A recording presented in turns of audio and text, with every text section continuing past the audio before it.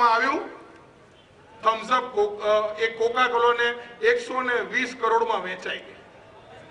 છાપાવાળા પત્રકારે પૂછ્યું એના માલિક रमेश चौहान ने, रमेश चौहान जी आपने अपनी क्यों कंपनी बेच डाली? तो एने कीधु मैं क्या करता, सरकार तो कोका कोला और पेप्सी के साथ खड़ी थी, मेरी कंपनी 120 करोड़ में बिकी, यदि मैं बेचता नहीं तो ये कोका कोला और पेप्सी वाले मार्केट से मेरी कांच की सारी बोतलें इकट्ठा करना शुरू कर दिया था और सारे बोतल के ऊपर उन्होंने बुलडोजर घुमाना शुरू कर दिया था। मैं बोतल कहां से लाता, बाटलियों तोड़वानी चालू कर दी थी અને કે સાહેબ 120 કરોડ મારી કંપનીની કિંમત અને પેપ્સી અને કોકા કોલાની જાહેરાતનું બજેટ એક વર્ષનું 120 કરોડ છે।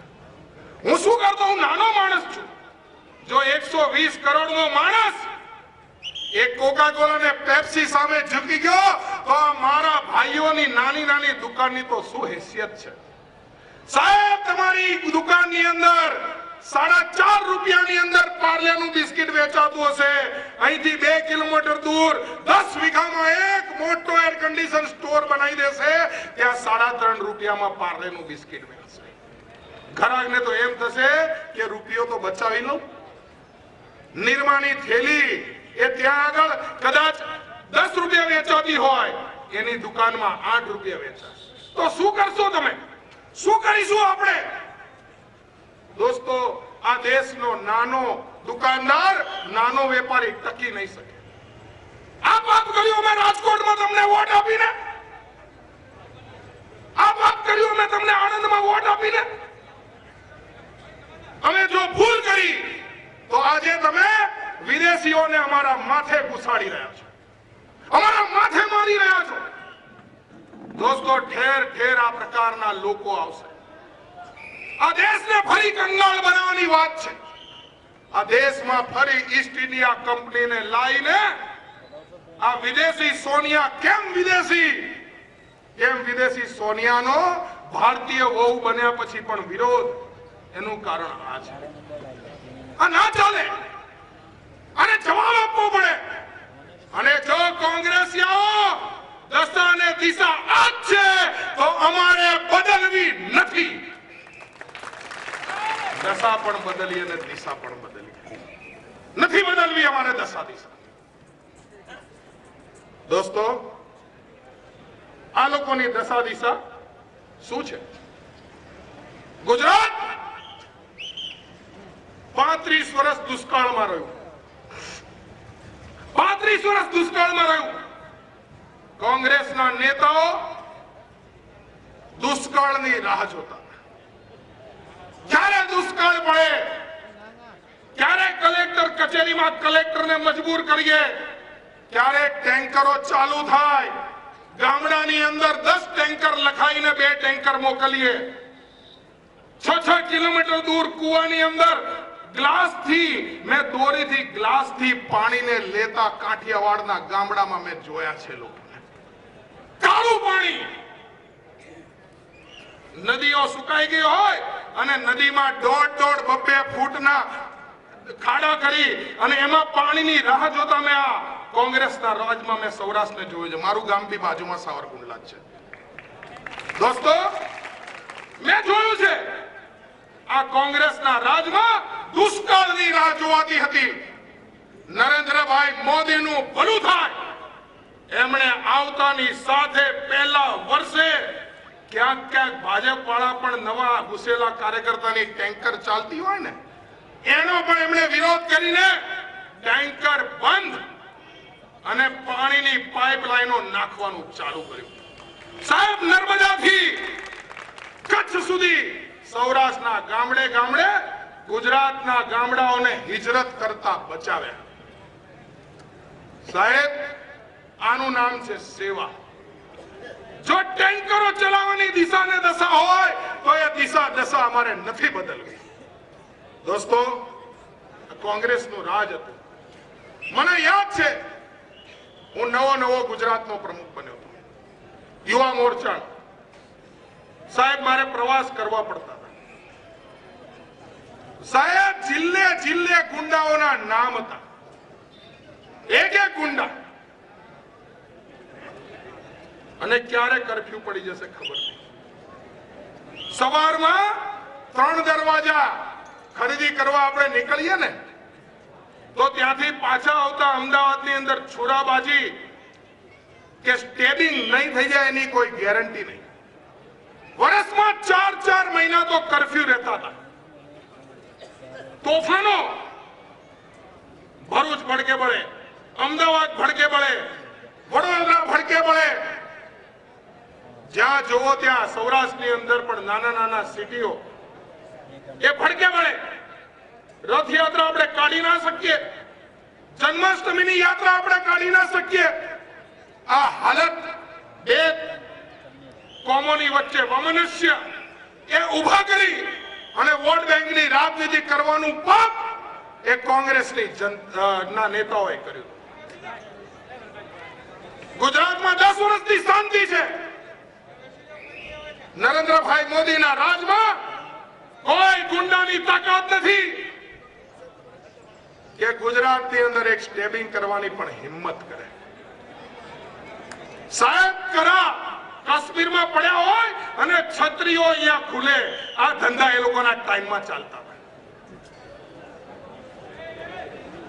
દોસ્તો, આ કોંગ્રેસે ગુજરાતને 35 વર્ષ કર્ફ્યુ ભેટ આપ્યો. જો 10 વર્ષની ગુજરાતની શાંતિ તમને ગમતી હોય તો ભાવનાબેનને વોટ આપજો.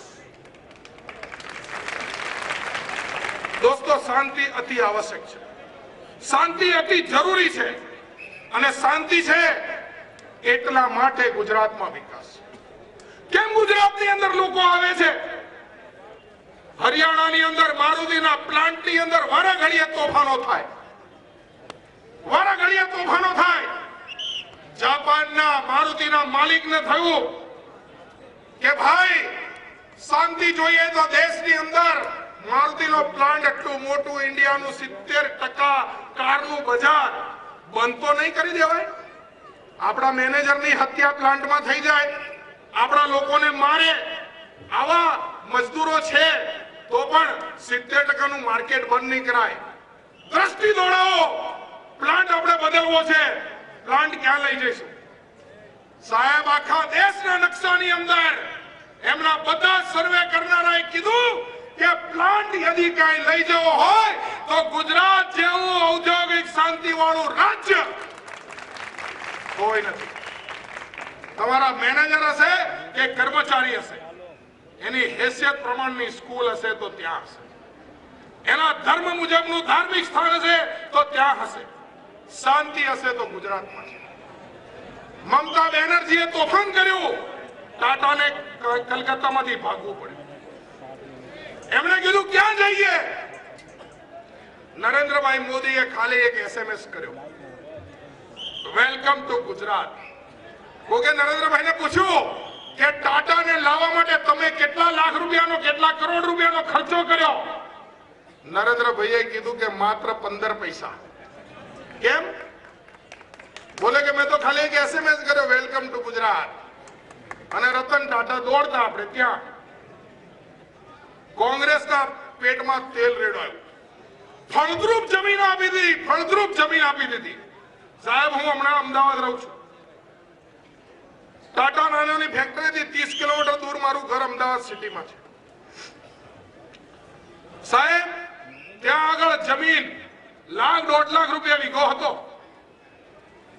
અત્યારે ખાલી એક કારખાનું 100 વીઘાની જમીન આપીને એ બી પૂરા ભાવથી આપી હતી, પૂરા ભાવથી.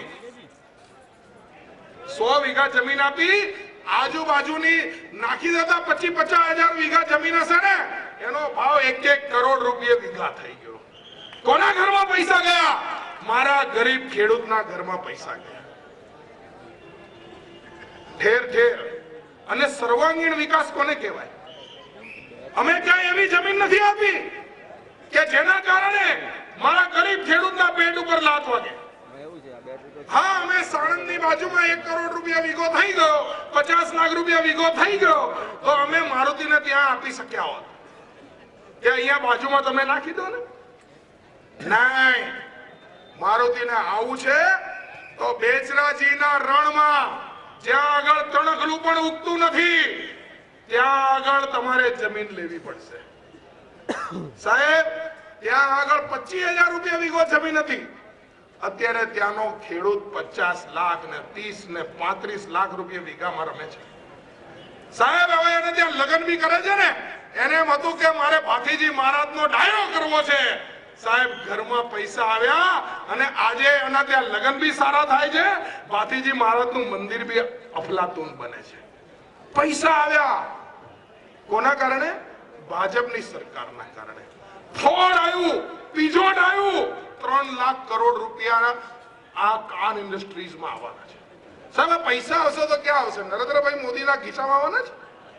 એ પૈસા જે આવશે ને ઇન્વેસ્ટમેન્ટ, દિવાલ બાંધવા માટે કડીઓ જોઈશે, જાપો બાંધવા માટે લુવાર જોઈશે, શેડ બાંધવા માટે કારીગર જોઈશે, મશીન બનાવવા માટે કારખાના જોઈશે, લેથ મશીન જોઈશે, ટ્રાન્સપોર્ટ માટે ખટારા જોઈશે.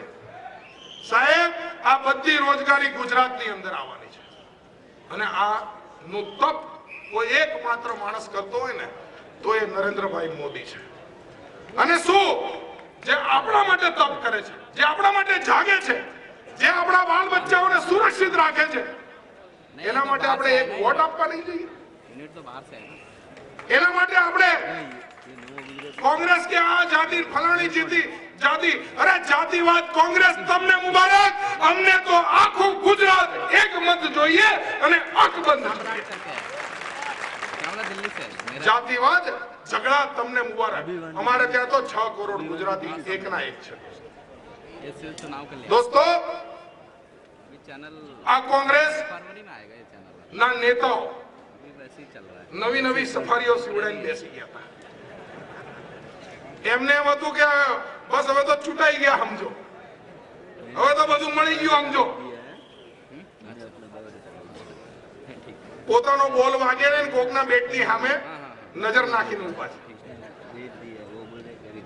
હવે તો એવી હાલત છે કે સૌરાષ્ટ્રની અંદર, વાસણની અંદર મારા વાલા ભાઈઓ બહેનો ને છેલ્લે કેવું પડશે મારા ટાબરિયાઓ, કારણ કે આ ઈ ખતરનાક થઈ ગયા. એક કોકના ટાબરિયાથી ખુશ થાય છે દોસ્તો. આ ગમે એટલા તૈયાર થઈને બેસી ગયા હોય ને સાહેબ, હું ગેરંટી આપું છું એમના બધા મુખ્યમંત્રીના ઉમેદવારને જો અમે હરાઈ ના દઈએ ને તો અમારા કેસરી ખેસની અંદર તમે સમજો કે સાહેબ એમનો એક મુખ્યમંત્રીનો સપનું જનારો ઉમેદવાર જીતશે નહીં. ગુજરાતની અંદર આ શાંતિ છે, આ ઔદ્યોગિક શાંતિ છે, આ સામાજિક શાંતિ છે અને આ શાંતિ જોઈએ છે. અમે બધાનો વિચાર કર્યો. હમણાં મારા ભાવનાબેન કહેતા હતા કે બહેનો, ભાવનાબેનને સીટ આપી, ગયા વખતે 55 નંબર આપી દીધી, 2 પાંચડા હતા. આ વખતે એમને વધારી દીધા, 2 નવડા કરી નાખ્યા. બેનના નસીબમાં આમ ક્રમાંક નંબર આમ ઓલા એકી ક્રમાંક પણ ડબલમાં એમના નસીબમાં છે. 99 છે ને એટલે 99,000 વોટ આપજો પાછા. બહેનો માટે બહુ કર્યું છે. નરેન્દ્રભાઈ મોદીની સરકાર આવ્યા પછી આ ગુજરાતની અંદર 2.5 લાખ જેટલા સખી મંડળો ઉભા કર્યા. મારી બહેનો નાના નાના જાતે કામ કરતી થાય, એકબીજાને સપોર્ટ કરતી થાય, એમના ઘરની અંદર ઘર ચલાવવામાં એમની ભૂમિકા આવે, એના માટે 1300 કરોડ રૂપિયા આ સખી મંડળોના માધ્યમથી મારા માતા બહેનો ઉપસ્થિત છે. 1300 કરોડ રૂપિયા ખર્ચ્યા. અને ખર્ચ્યા તો કોઈ ડાયરેક્ટ નહીં, કોઈ અધિકારીને આપ્યા નહીં, સીધા હાથો હાથ એમના હાથમાં પહોંચે એવી વ્યવસ્થા, તાકી ઘરમાં સ્ત્રીનું મહત્વ વધે. સ્ત્રી ભણશે, પુરુષ ભણે ને તો એકલો ભણે, પણ ઘરમાં સ્ત્રી ભણે ને તો આખું પરિવાર ભણે. જો માં ભણેલી હોય ને તો છોકરાઓને બી સારા સંસ્કારને સારું ભણાવે. અને એટલા માટે આ સખી મંડળો થ્રુ એમને આગળ વધારવાનું શરૂ કર્યું. દોસ્તો આ લોકો આક્ષેપ કરે કે 5 ઉદ્યોગપતિની સરકાર.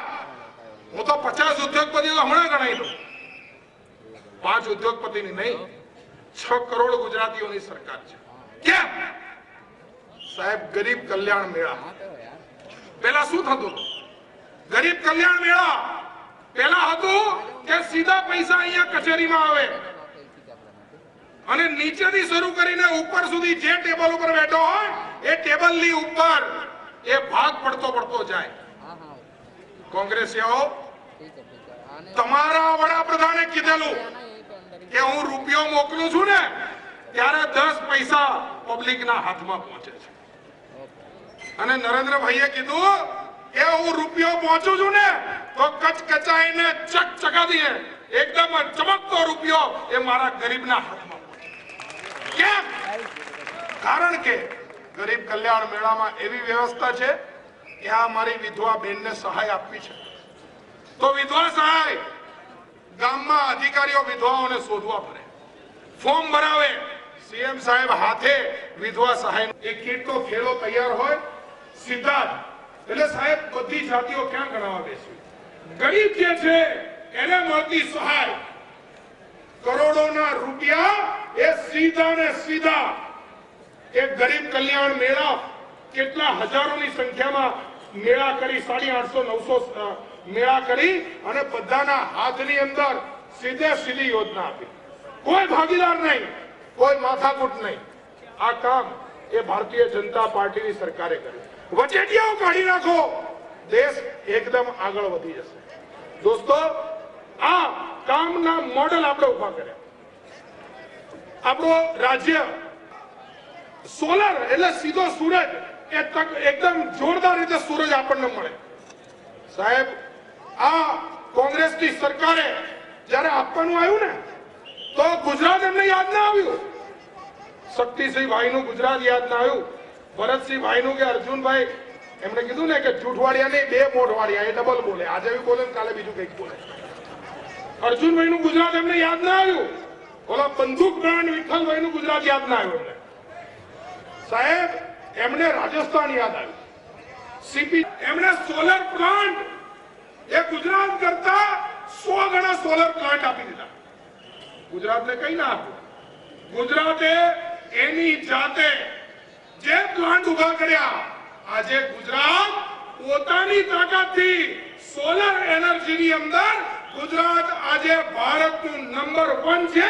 અને જ્યાં પ્લાન્ટ આપ્યા એ પ્લાન્ટમાંથી રાજસ્થાનના લોકો એ સોલર પ્લાન્ટ કેવા હોય, ચારણગાની અંદર તમે જુઓ ને તો આખું નગર તમને સોલર એનર્જી વાળું દેખાય. આ લોકલાડીના નેતા અને ગુજરાતના પનોતા પુત્ર આપણા મુખ્યમંત્રી નરેન્દ્રભાઈ મોદી એ આપણી વચ્ચે ઉપસ્થિત છે.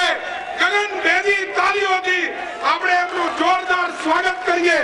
એમને તાલીઓના ગડગડાટથી આપણે વધાવી લઈએ. બોલો ભારત માતા કી વંદે વંદે વંદે. નરેન્દ્રભાઈ, આપ આગે बढ़ो. નરેન્દ્રભાઈ, આપ આગે बढ़ो. નરેન્દ્રભાઈ, આપ આગે बढ़ो. नरेंद्रभाई, आप आगे बढ़ो. नरेंद्रभाई, गुजरात विरोधियों को परास्त करो. वंदे वंदे वंदे. भारत माता की, भारत माता की, भारत माता की वंदे. આપણી વચ્ચે માનનીય નરેન્દ્રભાઈ ઉપસ્થિત છે. ભારત માતા કી જય. आभार अमित भाई. गुजरात का शेर आया, देखो देखो कौन आया. महुआ शहर के ग्रामीण संगठन होद्देदारों ने विनंती कि माननीय श्री मुख्यमंत्री जी नो सम्मान करे. जितेंद्रभाई पंड्या, उदयभाई पारे, गौरंगभाई राठौड़, युवा मोर्चा भाई श्री भरतभाई बामणिया, राजीवजी चुड़ासमा, जोरूभाई ढसात અને પરશુરામ બારિયાને વિનંતી કે તેઓ અત્રે આવીને મોમેન્ટો આપે. માનનીય શ્રી મુખ્યમંત્રીજીને યુવા ભાજપના શહેર અને ગ્રામીણના હોદ્દેદાર શ્રીઓ વધારે. ભરતભાઈ બામણિયા, રાજીવજીભાઈ ચુડાસમા, જોરુભાઈ ઢસાદ ને પરસોત્તમભાઈ બારિયા મોમેન્ટો લઈને ઝડપથી આવી જાઓ.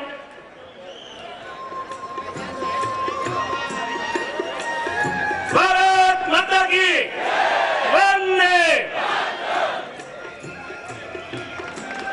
મિત્રો આપણે બંને હાથ ઊંચા કરીને બે આંગળીઓ વી બનાવીને વી નું કમળ માન્ય શ્રી નરેન્દ્રભાઈને અત્યારથી તોડ આપીએ.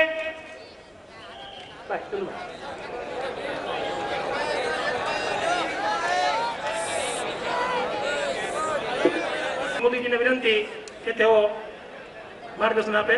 માન્ય શ્રી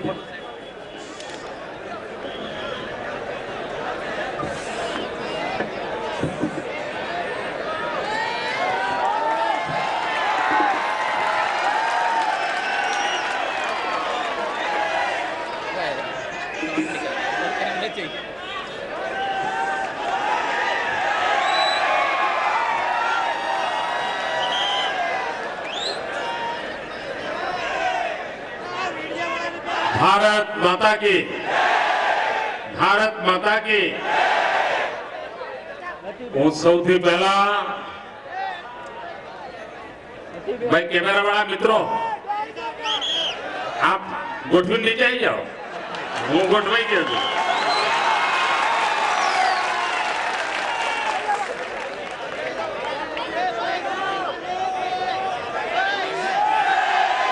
મહુવાના વાલા નાગરિક ભાઈઓ અને બહેનો, ભાઈ તમારી તકલીફ મને બરાબર ખબર પડે છે. અહીંયા ને ગાંધીનગર હોમ તો ખબર પડી ગઈ.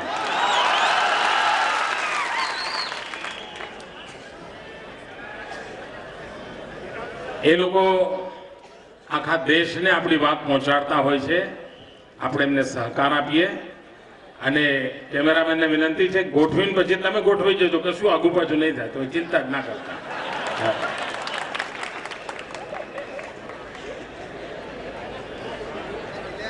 મહુવાના વાલા નાગરિક ભાઈઓ અને બહેનો, મારે સૌથી પહેલા તો મહુવાના નાગરિકોની ક્ષમા માંગવી છે. કારણ મારી પાર્ટીએ આજે માંડવો બાંધ્યો એના કરતા ડબલ લોકો બહાર તડકામાં તપે છે. અહીં ઉપર પણ નાના નાના ભૂલકાઓ સહિત આ તડકામાં તપી રહ્યા છે, છેક ઉપર સુધી. ભાઈઓ બહેનો,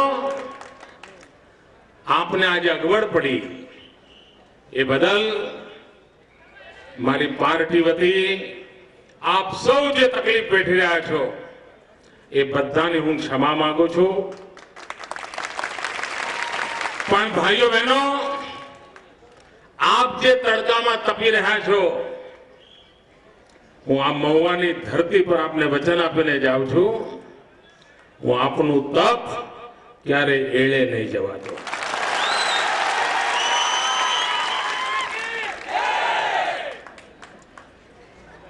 ભાઈઓ બહેનો, આ ચૂંટણી કોણ ધારાસભ્ય બને એના માટે છે? ના ભાઈઓ બહેનો, આ ચૂંટણી ધારાસભ્ય કોણ બને, અ બને કે બન બને, બહેન બને કે ભાઈ બને એના માટે નથી. આ ચૂંટણી આપણું આ ગુજરાત કોના હાથમાં સોંપવું છે એના માટે છે.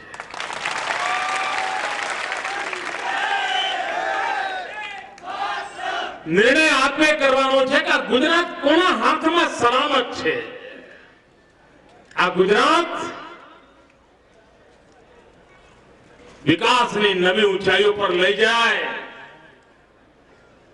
એવા કોને આપણે ગુજરાત સોંપવું એનો નિર્ણય કરવાનો છે. ભાઈઓ બહેનો, મહુવો તો દરિયા કિનારા સાથે જોડાયેલો છે.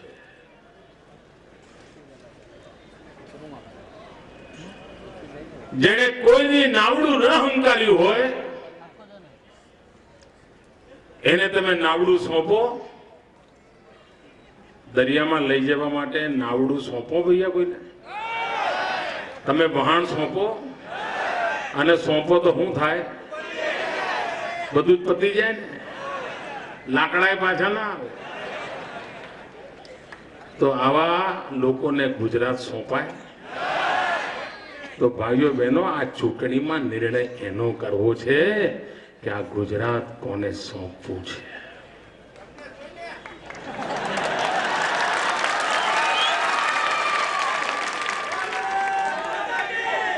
ખેડૂતના દિલમાંથી જે અવાજ નીકળે ને એની તાકાત અનેક ગણી હોય છે. તો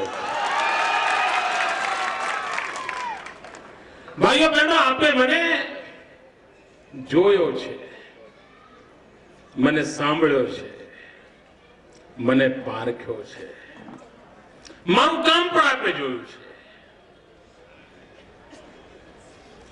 11 વર્ષના અનુભવના આધારે આપ નક્કી કરજો કે ખરેખર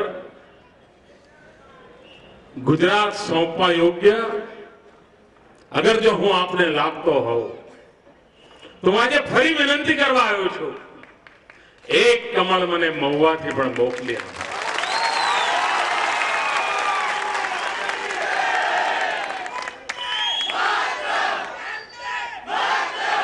ભાઈઓ બહેનો,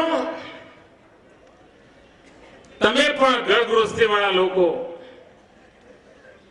નોકરી ધંધો કરનાર લોકો, ખેતી કરનાર લોકો, તમે પણ કોઈ વાર વિચાર કરતા હશો કે ચલો ભાઈ બહુ દાડા થયા, એકાદ દાડો રજા લઈએ, આરામ કરીએ. આવું થાય છે કે નથી થતું? એવો વિચાર આવે છે કે નથી આવતો? ઘરમાં કોઈ સારો પ્રસંગ આવ્યો હોય, પ્રસંગ પૂરો થાય તેમ થાય ચલો ભાઈ એક દાડો જરા રજા રાખીએ. થાય છે કે નથી થતો? ભાઈઓ બહેનો, આ એક એવો મજદૂર તમને મળ્યો છે,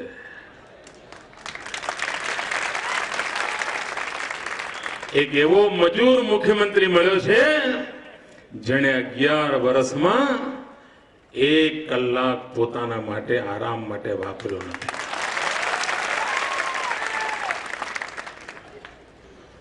મારે મન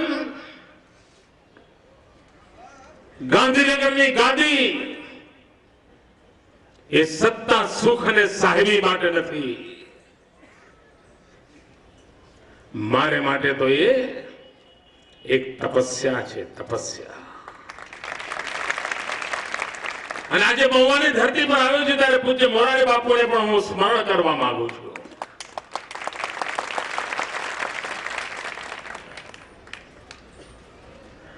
પૂજ્ય બાપુએ અનેક વાર કહ્યું છે કે નરેન્દ્ર મોદી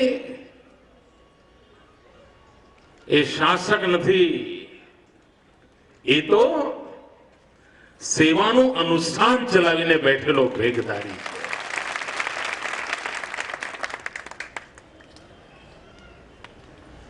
ભાઈઓ બહેનો, સંત કોટીએ પહોંચેલ વ્યક્તિ જ્યારે આવા આશીર્વાદ આપે ત્યારે હું ફૂલાઈ જવાનો માનવો નથી, ફૂલાઈ જવું એવું માનવી નથી, પણ મારા અનુષ્ઠાનમાં કોઈ કચાશ ન રહી જાય, મારી સેવામાં કોઈ કમી ન રહી જાય, એના માટે હું વધુ જાગૃત બનનારો માનવી છું.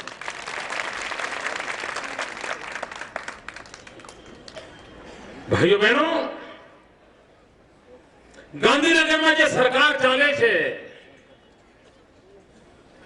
10 વર્ષનું મારું કામ આપે જોયું છે. મારા કામથી આપને સંતોષ છે? અવાજ એવો કરો, અવાજ એવો કરો કે દિલ્હીમાં ખબર પડે ને ક્યાં પહોંચાડવાનું. હા, કારણ અહીં તો કઈ જવું ત્યાં જ છે. મારા કામથી આપને સંતોષ છે? આ વિકાસના કામોથી સંતોષ છે? આ મહુવાની હોસ્પિટલના નિર્ણયથી સંતોષ છે? આ મહુવાને ફરી એકવાર સૌરાષ્ટ્રનું કાશ્મીર બનાવવાની મારી મથામણના રૂપે 2 કરોડ રૂપિયા મ્યુનિસિપાલિટીને આપ્યા જેનાથી સંતોષ છે? આ સખી મંડળની બહેનોને આર્થિક પ્રવૃત્તિ કરવા પ્રેરી રહ્યો છું એનાથી સંતોષ છે? આ નાના નાના ભૂલકાઓને શિક્ષણમાં ગુણવત્તા સુધરે એના માટેનો જે યજ્ઞ આદર્યો છે એનાથી સંતોષ છે?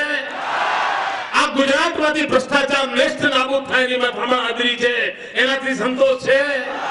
અમારો ગુજરાતનો ખેડૂત સુખી થાય એના માટે જે કામ કરી રહ્યો છું એનાથી સંતોષ છે? ખરેખર સંતોષ છે? ફરી વાર ભગવાનને યાદ કરીને ખોટું ન બોલતા સાચું બોલજો. સંતોષ છે? ભાઈઓ બહેનો, તમને આટલો બધો સંતોષ છે પણ મને નથી. મને નથી. આ કામથી જે આપણે આનંદ થાય છે, સંતોષ થાય છે, એ કામ તો હજુ મેં મારા સપનાનું જે ગુજરાત બનાવવું છે ને એ તો હજુ શરૂઆત જ નથી થઈ. આ તો જે મેં 10 વર્ષ કર્યું છે ને એ તો કોંગ્રેસ જે ખાડા પૂરીને કરીને ગઈ છે, ખાડા પૂરવામાં ગયા મારા ખાડા પૂરવા. ગુજરાતને બરબાદ કરી મૂક્યું હતું ભાઈઓ, ખેદાન મેદાન કરી મૂક્યું હતું. એને એટલું દુર્દશા કરી હતી કે એને સરખું કરવામાં મારા જેવાને 10 વર્ષ ગયા. બોલો, કોઈ કાચો કોચો હોત તો 2 પેઢી પતી ગયો તો મેળ ના પડે. ભાઈઓ બહેનો, હવે માંડ કરીને ખાડા પુરાણા છે અને થોડા ઘણા ખાડા રહ્યા હોય ને 13મી તારીખે તમારે એક ચપટી નાખી દેવાની. બટન દબાવજો ને સાહેબ, ખાડો પુરાણો સમજો. બટન દબાવજો ભાઈ કમળ ઉપર. અને પછી એક મારા ખાડા પુરાઈને બધું હરક્યું થયું ને પછી દિવ્ય ભવ્ય ગુજરાતનું નિર્માણની મારે શરૂઆત કરવી છે. અને એના માટે મને 6 કરોડ ગુજરાતીઓના આશીર્વાદ જોઈએ છે. મહુવાના મને આશીર્વાદ જોઈએ છે. આખા ભાવનગર જિલ્લાના આશીર્વાદ જોઈએ છે. ભાઈઓ બહેનો, સરકાર કોના માટે હોય? કોઈ મને કોના માટે હોય? ગરીબ માણસ માટે હોવી જોઈએ ને? સરકાર ગરીબ માટે માણસ હોવી જોઈએ ને? સરકાર નોંધાણાનો આધાર હોવી જોઈએ ને? કોઈ ટાટા બિરલા માંદા પડે તો એના માટે કઈ ડોક્ટરોની ખોટ હોય? એને દુનિયાની મોટા મોટી હોસ્પિટલ હોય કે ના હોય? પણ મારો મહુવાનો કોઈ ગરીબ માંદો પડે તો એનું શું? અને એટલા માટે મહુવાની હોસ્પિટલની મેં જવાબદારી માથે લીધી છે.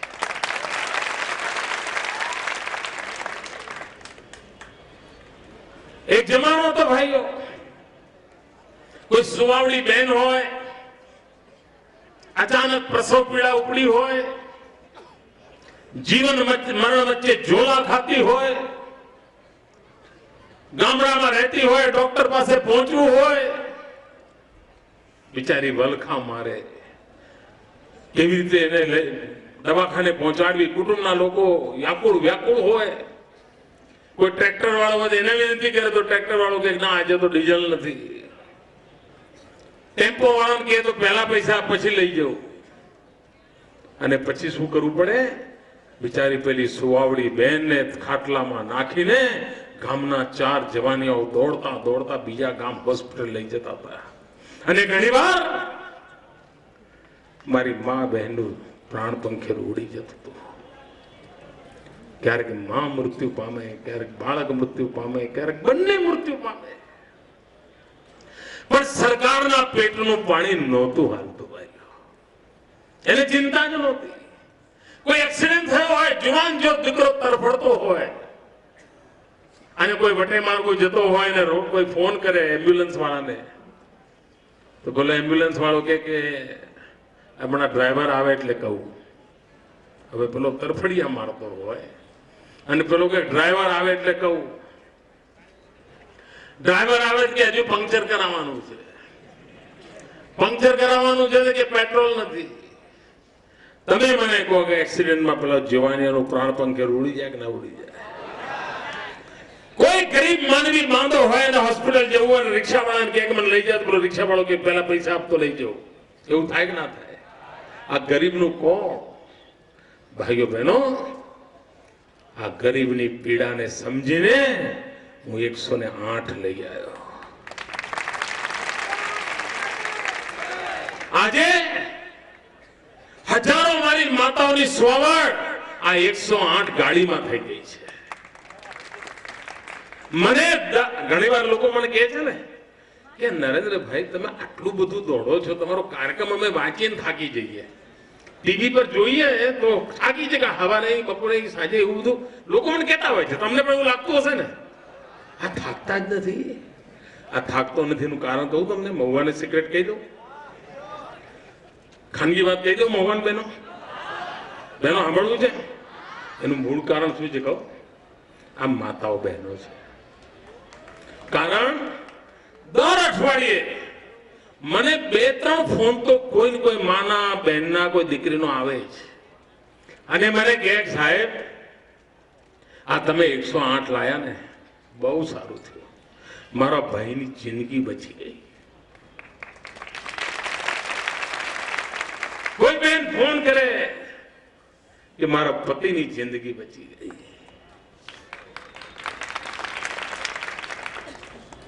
હજારો ફોન માતાઓ બહેનોના.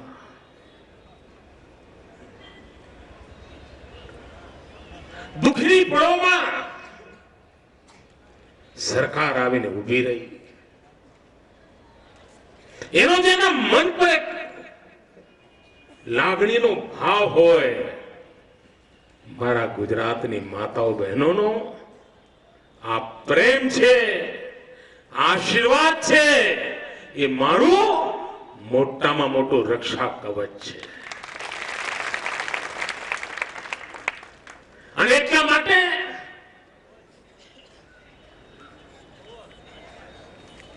પ્રત્યેક પળ ગુજરાત માટે જીવવાનો મને આનંદ આવે છે. આ જાત ગુજરાત માટે ઘસવાનો એક અનેરો આનંદ અનુભવું છું. ભાઈઓ બહેનો, સેવાથી પણ સુખ મળતું હોય છે, એ મેં આપના આશીર્વાદથી અનુભવ્યું છે.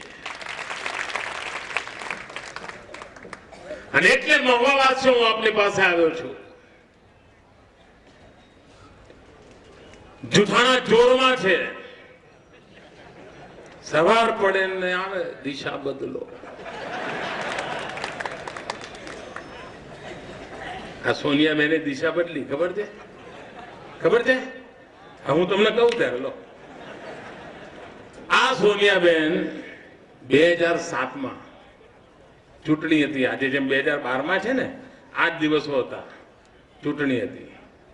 તો સોનિયા બેન મોટા ઉપાડે છોટાઉદેપુર આવ્યા હતા. અને છોટાઉદેપુરમાં જબરજસ્ત મોટી મેદની ભેગી કરી હતી.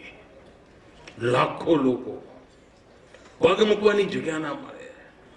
અને એ વખતના તમે છાપા કાઢીને જોજો, મજા આવશે જોવાની, બહુ મજા આવશે. છાપા કરતા ફોટા મોટા હતા. અને એવી તો ભક્તિ કરી હતી અમારા છાપાવાળા ભાઈઓ, એવી ભક્તિ કરી હતી, બસ હવે તો મોદીનું પત્તું સાફ. સોનિયાબેન છાઈ ગયા.